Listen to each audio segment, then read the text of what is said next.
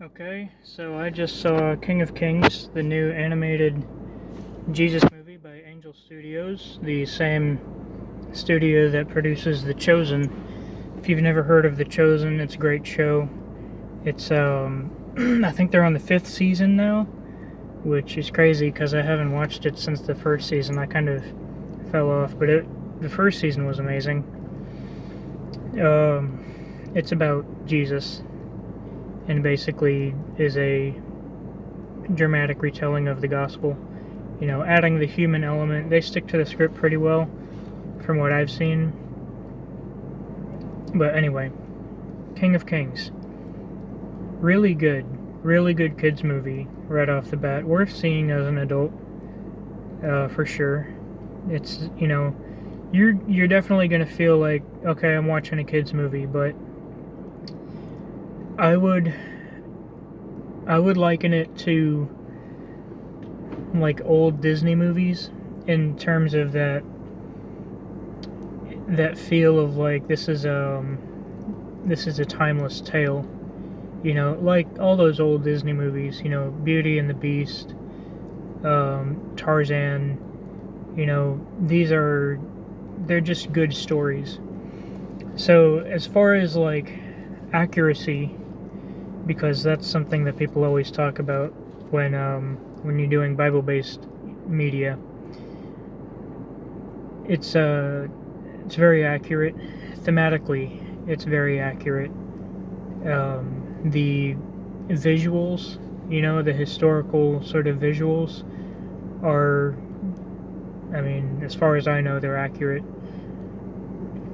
The one thing that they do that I'm not sure that I'm down with, and this is really a nitpick because I don't have any major problems with this movie, it's just that they made Jesus taller than everybody else and relatively handsome. Hey, just a side note here, I'm in the editing process and just wanted to say I'm not saying that Jesus was super short or that he was really ugly. I'm just saying that this is a common issue in Jesus media, that they tend to make him tall and handsome. Probably the best example is The Chosen, where he's very normal looking and he's not the tallest guy in the group, I think, if I remember correctly. But yeah, that's the truth, is that he was very ordinary looking, to the point that they never wrote down anything about what he looked like. And in fact, Judas had to identify which guy they needed to arrest. So, back to the review. So here's the thing. Something you need to know when you're going into this movie, or you might walk in and think, did I get into the wrong theater? The storytelling mechanism is, this is Charles Dickens telling this story to his son. And so the opening scene is he's in a theater and he's doing a dramatic reading of A Christmas Carol. So he's like in the middle of his Ebenezer Scrooge speech. And so that kind of threw me off at first. I was like, am I in the right movie? Thought this was about Jesus. And then it turns out that, you know, you'll get it when you see it. It's an interesting storytelling mechanism, and it kind of gives an excuse for the creative liberties that they take, as far as mainly the order of events. I think it's been a while since I just sat down and read through the Gospels, so I might be a little bit off, but it seems like a couple of things were maybe switched around, maybe pushed together. You know, I mean, obviously when you're taking 33 years of a man's life and condensing it down into a 2-hour movie, you're gonna have to cut some stuff, you're gonna have to shorten some things, but it really works. There was only one scene that I was a little bit confused about, but it had nothing to do with the storytelling. It was something that was happening between Charles Dickens and his son. There's a lot of stuff for there's it's a very cute movie, and so there's a lot of stuff that's in there, kind of like fan service, but for kids, like little popcorn, that they're throwing at the kids. That's gonna make them like, oh, the cat's so cute, and that's fine, even as an adult, that's fine. Of course, I didn't get into it as much as the kids in the theater were getting into it, but that's fine. It's the movie's not for me. The movie's for the kids. And I will say, I really want to show this movie to my kids someday, because it is it's a really powerful retelling, and I can imagine myself as a kid, putting myself in the eyes and in the, imagining myself as the kid who is hearing this story. And another thing that this movie does really well, so as far as the storytelling mechanism, the kid that is being told this story, his name is Walter, and my brain is so ruined by online that every time I heard the kid's name I was like, Walter White, Breaking Bad. That has nothing to do with the review, that's just me being ruined by online. But so the kid, it's established that he's obsessed with stories of King Arthur, and he's really into fantasy, kings and swords and dragons and all that, and wizards, and so, and then that's used as a mechanism to build up the drama and sort of the legendary feel of the story of Jesus, which is incredible, because with The Chosen, it's really about making Jesus feel more human, and that's been done a lot, in the 21st century, is trying to make Jesus feel more relatable, more human, and that's great. I love that, because that's something that you don't always get from just reading the Bible. You read these stories and it's, the wording and the language is it feels archaic. Even in modern translations, it can feel, hard to relate to, especially because we don't have the cultural context. And so it's nice to have stuff like The Chosen that really shows the human side of Jesus and makes him feel relatable and personal.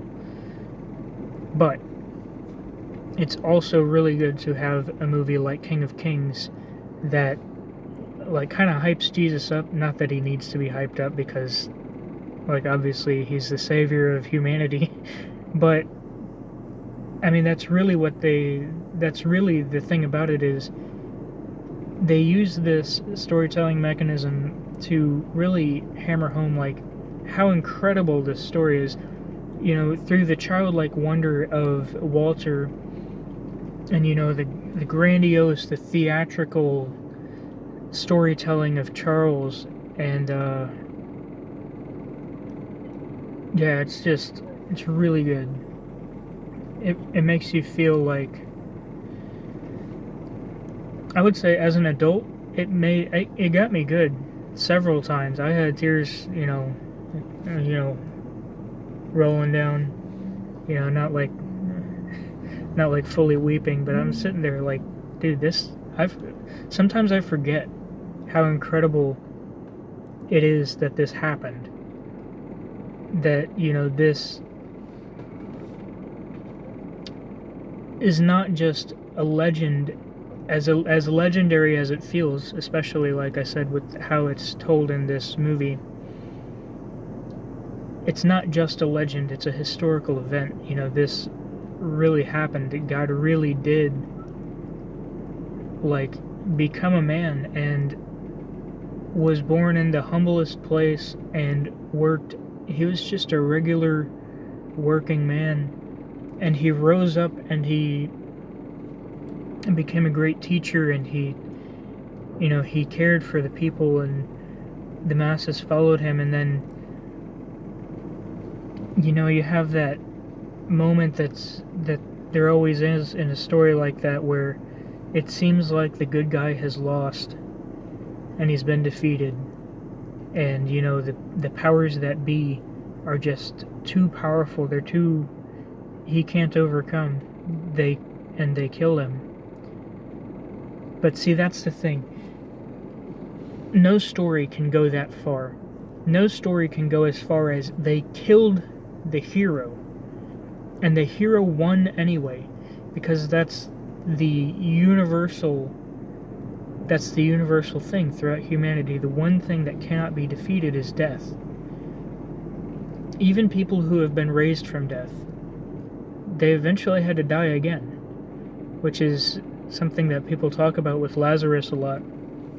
It's like, these people, they mourned the loss of a friend, a brother, for 3 days. And then Jesus, he mourned with them, but he brought him back. He resurrected this man. But eventually, Lazarus died again, and his people had to mourn him a second time, which is really sad to think about, but Jesus is different. The only hero in all of history, and I know there are other mythologies that have their stories of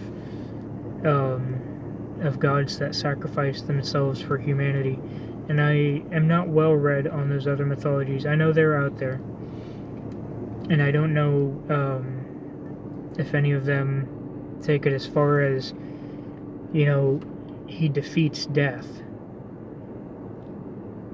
But the difference is, even if they do, the difference is this actually happened. And, yeah, so they make this story feel so powerful. And, yeah, man, it just takes you back to that childlike wonder. And, it's like you're hearing the story for the first time in a way that I never heard it when I was a kid, to be honest. I mean, when I was a kid, it was all Bible, read the Bible. And like I said, sometimes it felt dry. I couldn't get into it. It didn't feel real or, Anyway, it's a really good movie. I would say for accuracy, 9 out of 10, because it's thematically consistent with, and there's nothing like controversial that I noticed.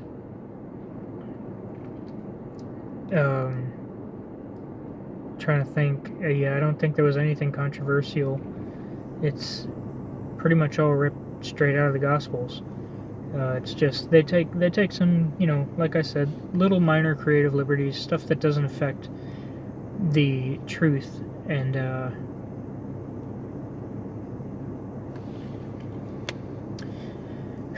what would I say? So yeah, I'm leaving off that one point just because I'm sure that, like, you can never get 100% accuracy when you're making a movie about something that happened 2,000 years ago, because we just can't know. And also for the, minor creative liberties. So 9 out of 10 for accuracy, 10 out of 10 for the thematical consistency and truth. I would say 10 out of 10 for fun. Like, I imagine if I was a kid, I would be eating it up. Really good. One more side note in the editing process, as far as kid friendliness, this movie is not graphic at all. I wouldn't say that they shy away from the heavier elements of the story, but, for example, things that I noticed when King Herod is talking about how they're going to, how he's going to find Jesus and get rid of him.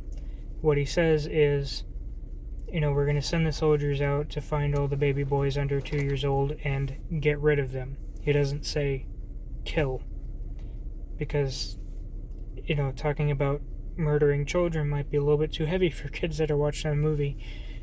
And another thing, there is a scene with the woman who's caught in adultery, but they just leave it at that. Obviously, they just say this woman was caught in the act of adultery. And so your kid might be like, hey, what does that mean? And then you just say it's, you're cheating on your husband. And obviously she's fully clothed because it's a kid's movie, even though that's probably not how it happened in real life, because obviously if you're caught in the act. But anyway, and the violence, when things get violent, the camera, they sort of obscure that behind, they don't show Jesus's back as he's being whipped. And when he's crucified, there's no blood. When Peter cuts the guy's ear off, that is again obscured. There's no blood, and the soldier just has his hand over his ear like that, and then Jesus comes in and just scoots his hand right in there, so that it's never shown on camera. And yeah, obviously Jesus does not look like shredded hamburger meat like he probably would have in real life when he's hanging up there on the cross. He's got some stripes. It looks like he's had a rough time. So yeah, not graphic, very kid friendly. Back to the review. Like I said, I really would compare it to like an old Disney movie. It has that vibe. It does it really well. The humor is not like,